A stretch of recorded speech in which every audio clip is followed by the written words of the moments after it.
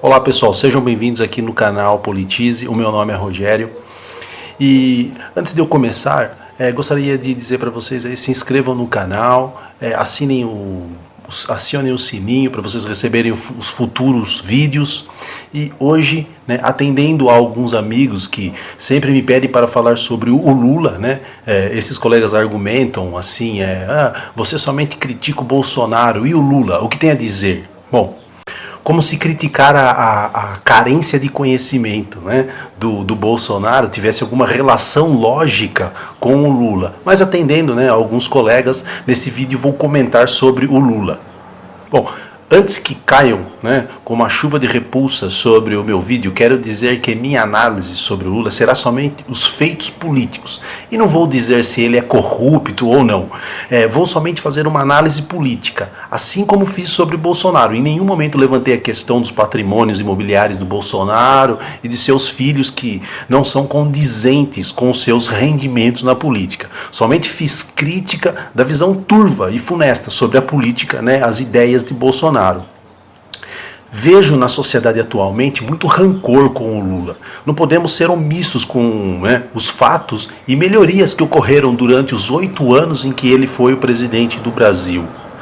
Isso é fato, é um juízo de fato e não um juízo de valor, uma opinião.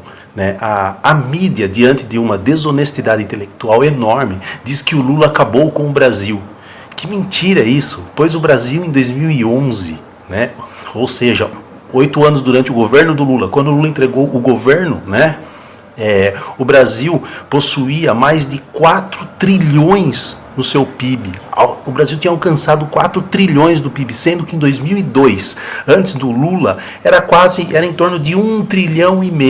Então o Lula triplicou o PIB do Brasil. Nenhum outro governo, nenhum outro presidente conseguiu fazer tal façanha no Brasil. E em 2011, o Brasil era o 6º país mais rico do mundo. Estávamos na 6ª colocação do ranking dos maiores economias do mundo. Esse foi mais um dos legados deixado.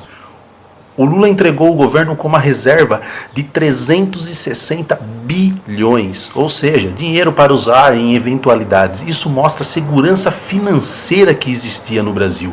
Com isso, o Brasil poderia dizer para os investidores estrangeiros, por exemplo, podem investir no Brasil, pois temos uma reserva de 360 bilhões. E mais ainda, eu lembro que em 2002, quando o Lula foi assumir o governo no Brasil, o Brasil estava tão endividado, tão complicado, não conseguia pagar suas contas, que ele teve que emprestar 3 bilhões do FMI, para podermos fechar o ano.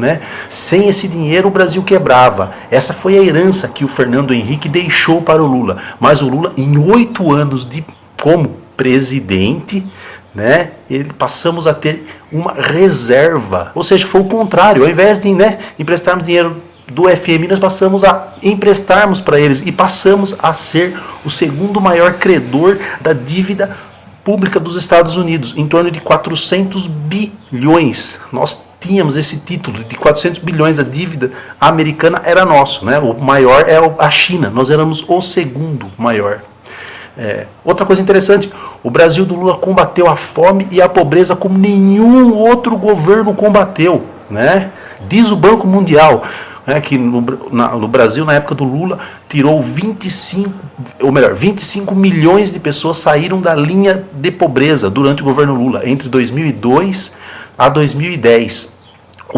O percentual da população vivendo em extrema pobreza caiu de 10% para 4%, informa o estudo do Banco Mundial. Ao todo, 25 milhões de pessoas saíram da linha extrema ou moderada da pobreza.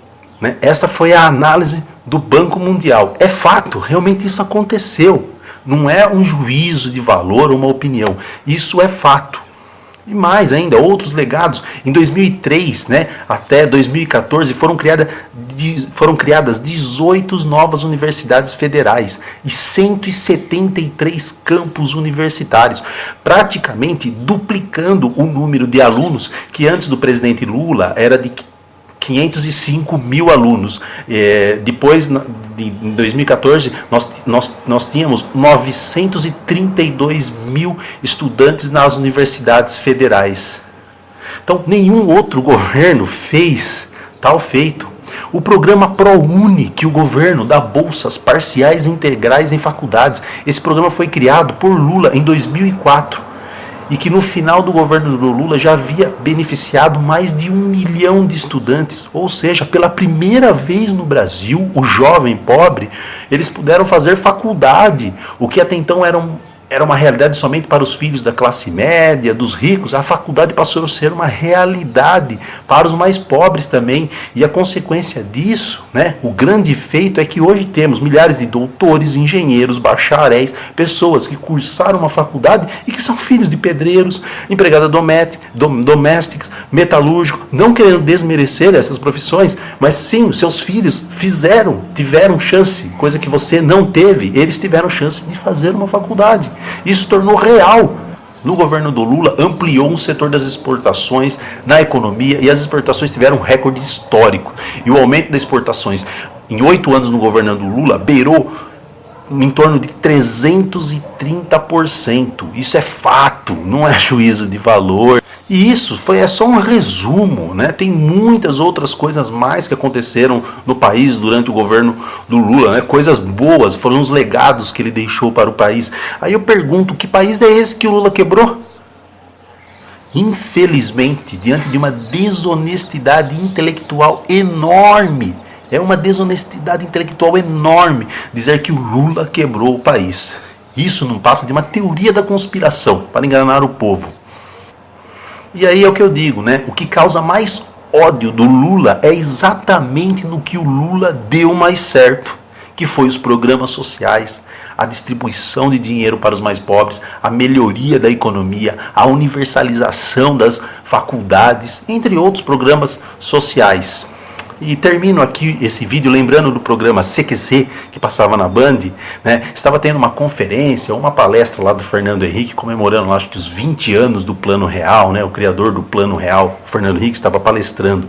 E aí, em determinado momento, o repórter do CQC fez a seguinte pergunta para o Fernando Henrique: como o senhor se sente, apesar de ter criado o Real, mas foi no governo do PT que o Real foi distribuído para o povo?